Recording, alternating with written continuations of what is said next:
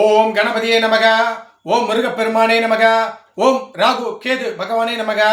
வணக்கங்க. நான் சென்னை சேத்துப்பட்டிலேருந்து ஸ்ரீ அகோரி நாமசெல்வம் பாபா குருஜி சாமியார் பேசுகிறேங்க. இப்போ நீங்கள் எதுவும் நான் சொல்கிறத தப்பாக நினைக்காதீங்க. இப்போ நிறைய பேர் உடல் ஊனமுற்றவர்கள்லாம் கண்ணு தெரியாதவங்களாம் பிச்சை எடுக்கிறாங்கல்ல, எல்லா இடத்துலையும் கேட்குறாங்க, காசு எடுக்கிறாங்க. ஏன்னா அவங்களுக்கு வருமானம் இல்லை, பார்வையற்றவர்கள் மாற்றுத்திறனாளிகள் அவங்களுக்கு நம்ம ஒரு தர்மம் பண்ணலாம், புரியுதுங்களா? காசவோ இல்லை பொருள் உதவியோ இல்லை பண உதவியோ அவங்களுக்கெல்லாம் நம்ம பண்ணலாம், எந்த தப்பும் கிடையாது, புரியுதுங்களா? ஆனால் மாற்றுத்திறனாளி ஆனால் இப்போ சமீப காலமாக சாமி பேர் மேலே ஒரு சாமின்ற ஒரு போர்வையில் எல்லாருமே லேடிஸ்லாம் பார்த்தீங்கன்னா காவி துணி போட்டுக்கின்னு இல்லைனா மஞ்சள் துணி போட்டுக்கின்னு ரெட் கலர் துணியை போட்டுக்கின்னு கழுத்தில் மணிலாம் போட்டுக்கின்னு மடி பிச்சை இயந்திரன்னு சொல்லிட்டு கடையாக கேட்குறாங்க.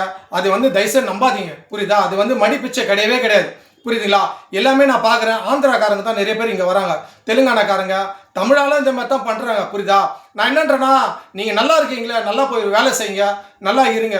ஏன் சாமி பேர் மேலே சாமின்ற ஒரு போர்வையை போத்திக்கிட்டு கடையாக நீங்கள் காசு கேட்கறது ரொம்ப கஷ்டமாக இருக்குது எனக்கு பார்க்கறதுக்கு. அதுலேயே இந்த மடிப்பிச்சைன்றது ரொம்ப ரொம்ப போலியானது. ஒரு அம்மா வந்தாங்க, நான் கேட்டேன், அம்மா இந்த மாதிரி நல்லா இருக்கிறீங்களா, காதுலெல்லாம் நல்லா போட்டிருக்காங்க நகைலாம், நீங்கள் மடிப்பிச்சைன்னு எடுக்கிறீங்களா, இந்த மடிப்பிச்சை எத்தனை எங்கம்மா போன்னு கேட்டால் கோயில் உண்டியில் போடுவாங்களாம்.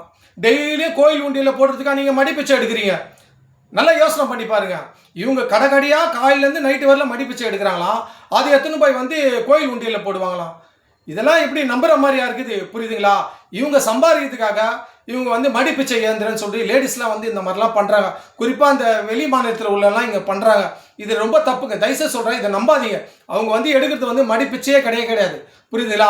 அதில் குறிப்பாக அவங்க மடிப்பிச்சை எதுனா ஏந்துட்டு போட்டோம், நான் அதை பற்றிலாம் தப்பாக சொல்ல. ஆனால் சாமி பேர் மேலே நீங்கள் பண்ணாதீங்க. சாமி உடைய போட்டுக்கினே, சாமி மாலையை போட்டுக்கினே மடிப்பிச்சை ஏந்தி நான் கோயிலுக்கு உண்டியலில் போடுறேன், கோயிலுக்கு காணிக்கையை போடுறேன்னு சொல்கிறதெல்லாம் போய். தயவுசெய்து சொல்கிறேன், இந்த மடிப்பிச்சை எடுக்கிறேன்னு சொல்லிட்டு வராங்க பார்த்தீங்களா, அந்த கடையாக வராங்களா, அதெல்லாம் நம்பாதீங்க, புரியுங்களா? ஆனால் வேண்டுதலுக்குன்னு சில பேர் பண்ணுறாங்க, புரியுதா? வருஷத்துக்கு ஒரு முறை வேண்டுதலுக்குன்னு நம்ம மடிப்பிச்சை ஏந்தி நம்ம பண்ணுறோம். அது வேற விஷயம். அவங்கள பார்த்தாலே தெரியும், இவங்க வேண்டுதலுக்காக ஏதோ ஒரு கஷ்டத்துக்காக மடிப்பிச்சை ஏந்தி கோயிலில் உண்டியில் போடாங்க. ஆனால் இவங்க பார்த்தீங்கன்னா டெய்லியும் வராங்க கடைக்கு மடிப்பிச்சை எடுக்கிறேன்னு.